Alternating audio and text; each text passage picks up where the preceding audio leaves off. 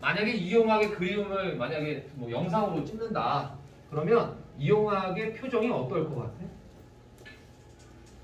약간 눈가에 눈물이 약간 그렁그렁 좀 이렇게 좀 맺힐 것 같은가? 맞나? 오케이, 좋아요. 그 정도까지 보이시면 된 것 같고요. 다음 넘어가 보겠습니다. 요거는 바꾸면 되는 요것도 적어보세요. 이 시에서 문제로 냈어요. 구체화라는 게 뭐냐? 선명하게 인식하게 만드는 방법이다라는 것을 문제로 냈습니다. 두 번째 문제가. 그래서 저거 정리하시는 게 중요하죠. 아까 얘기했던 거. 그 다음에 고향을 환기하는 가장 일반적인 방식은 감각적 표현이라는 게 있어요. 이거는 정지용의 향수, 뭐 오장환의 고향 앞에서 고향이 들어가는 작품들은 거의 다 비슷해. 그 다음에 요거 고향을 대하는 두 가지 감정. 이거는 되게 중요한 것 같아요.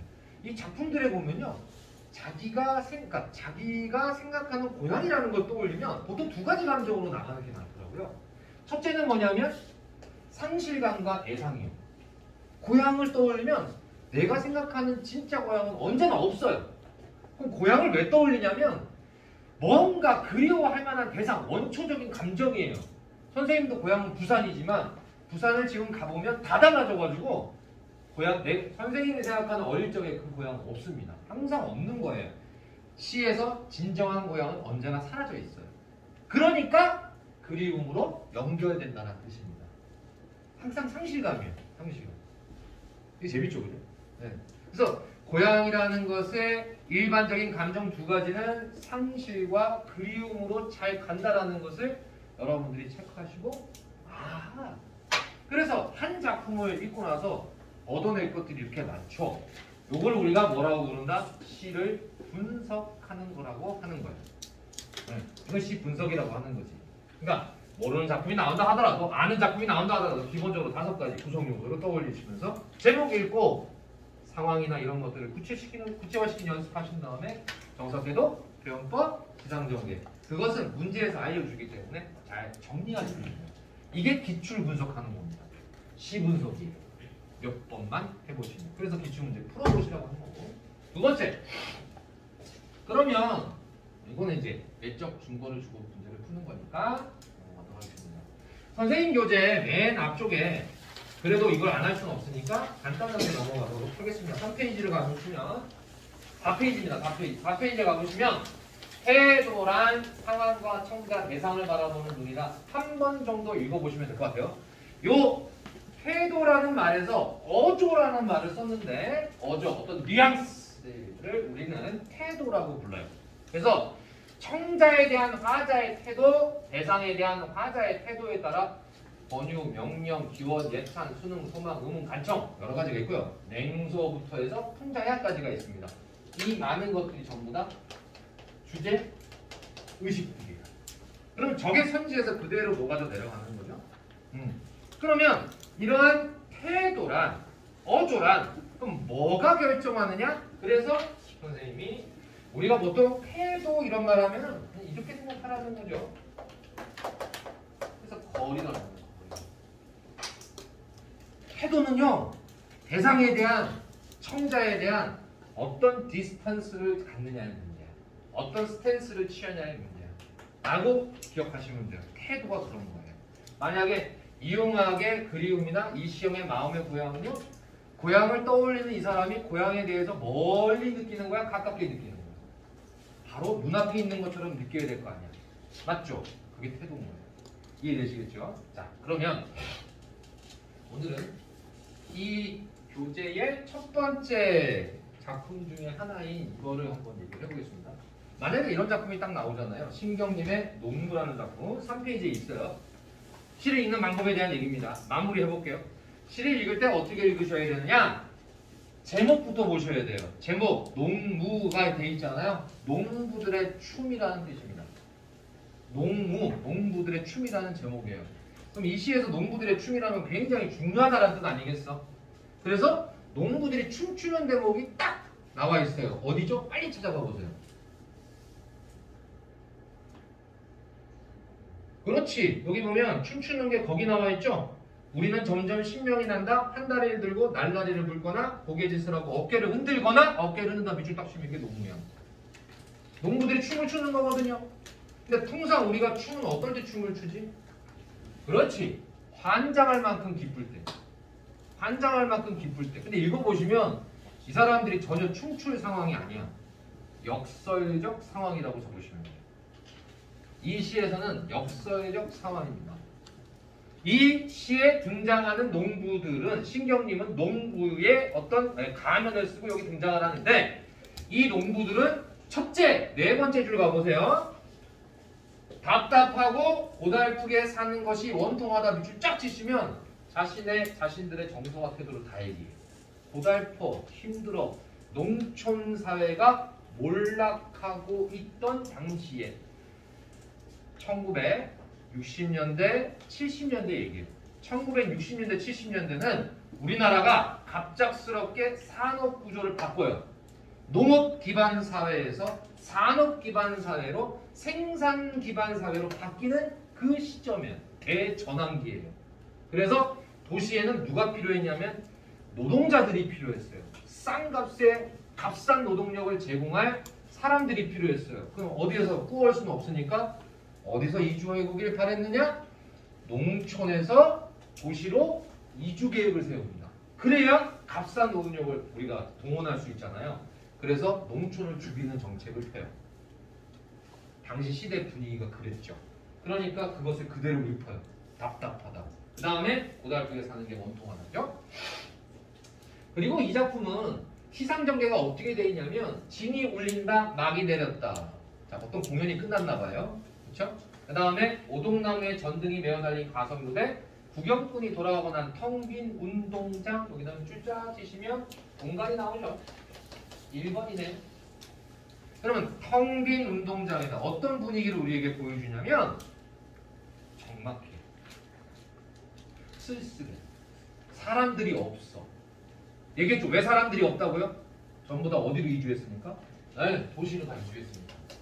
자, 국민들의 도시 이주죠. 그러니까 마을이 텅 비었고요. 운동장에 이 공연을 구경 오는 사람이 없는 거야. 그럼 피폐화된 농촌 현실을 보여주는 거죠. 피폐화된 농촌 현실. 이런 것입니다. 그래서 우리는 분이 얼룩지, 얼굴로 학교 앞 소주집 몰려 술을 마시고 있어요. 라는 거지. 신세 한탄이지. 요거는 신세 한탄이지.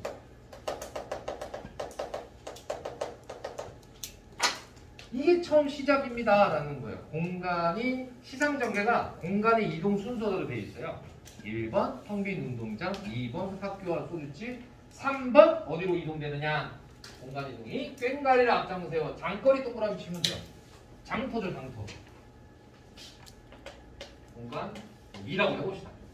3일 될 수 있지만 2. 장거리로 나서면 미리부터 악을 따라부터 악을 쓰는 건 쪼무레기들 뿐 아기들밖에 없어요.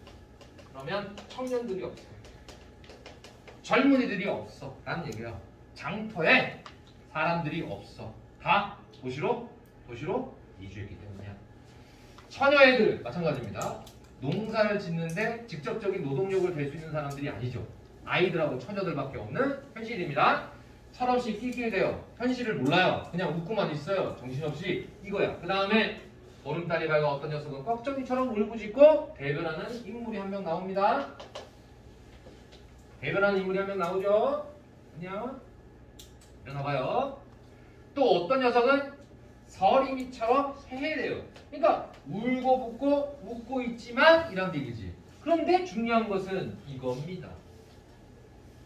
웃어도 보고 그 다음에 울부짖어봐도 아무리 발버둥 쳐봐도 비참한 지금의 농촌의 현실은 벗어날 수 있다 없다? 없다라는 거야. 그러면 거의 여기는 절망이잖아요. 그러면 이러한 부정적 현실에 부정적 상황에 부정적 현실에 화자의 태도는 뭐다? 절망적 태도라는 거죠. 이게 바로 절망하고 있네요 라는 거죠. 됐죠? 끝나가네요. 그 다음에 마지막. 그래서 선생님이 그랬어. 인식과 태도의 변화가 있으면 그것이 뭐라고 그랬죠? 다시요. 인식과 태도가 이렇게 절망적에서 뭐가 변하면 거기가 뭐라고요? 주제라는 걸 알려드리는 거예요. 변하잖아요. 거기가 주제예요. 그러면 이런 부정적이고 절망적인 상황에 춤을 출 수 있어요? 그래서 역설적 상황이라고 부르는 거예요. 했죠? 어떻게 하겠어? 발버둥 쳐봤자 못 나간다고. 누구처럼? 너희들처럼. 6주 동안 못 나가잖아. 발버둥 쳐봐. 못 나가죠? 그럼 아이들이 조금 있다가 변합니다. 신명나게 놀아볼까나? 이렇게 됩니다. 어차피 못 나가는 거. 네. 같은 얘기인가? 뭐 하여튼 비슷한 처지네요. 변화되는 시점이 옵니다. 됐죠? 그럼 변화되는 이 지점, 요 변화가 되면 거기가 주제다. 요 얘기로 마무리를 해볼게요. 다음 시간에는 여러분들 교재 158페이지를 펴보세요. 미리 예습 좀 해보세요. 회계 이왕의 도산 12곡이 있습니다. 자, 고전시가 공부는 연시조부터라고 말씀드렸는데 158페이지에 회계 이왕의 도산 12곡이 나옵니다. 맞습니까? 네, 곡이 나갈 테니까요. 그러면 여러분들은 지금 아마 이 기출문제를 신나게 풀고 있어서 저 맨 뒤에 고전시가 해제가 있다는 걸 까마득히 모를 수 있어요. 맨 뒤에 있거든요. 실어놨거든요. 여기 있는 동안에 6주 동안에 한 번도 안 볼 수도 있어요. 그래서 미리 말씀드려요.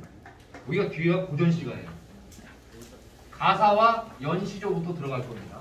그래서 요 태계이왕의 도산 12곡부터 출발할 거니까 예습을 해놓으세요. 아니면 그냥 고전시가 작품을 다 뒤에 해제를 읽어보시는 게 좋습니다. 특히 연시조 가사 적어놓으세요. 연시조 가사, 연시조 가사. 수업 내용이 그걸 거예요. 그래서 딱 뛰어넘습니다. 자, 이렇게 마치도록 하죠. 수고하셨습니다.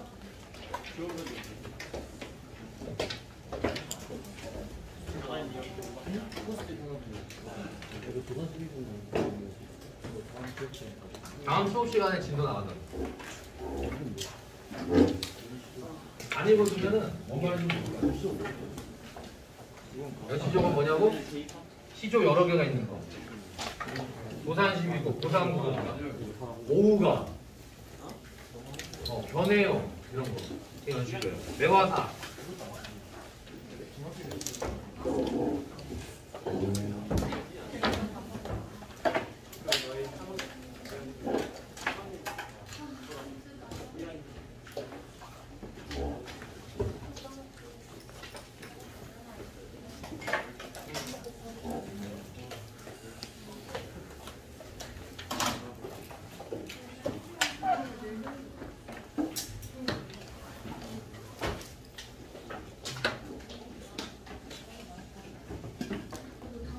네.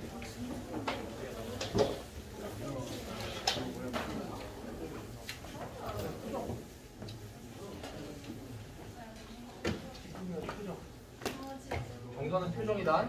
이렇게 친 거야.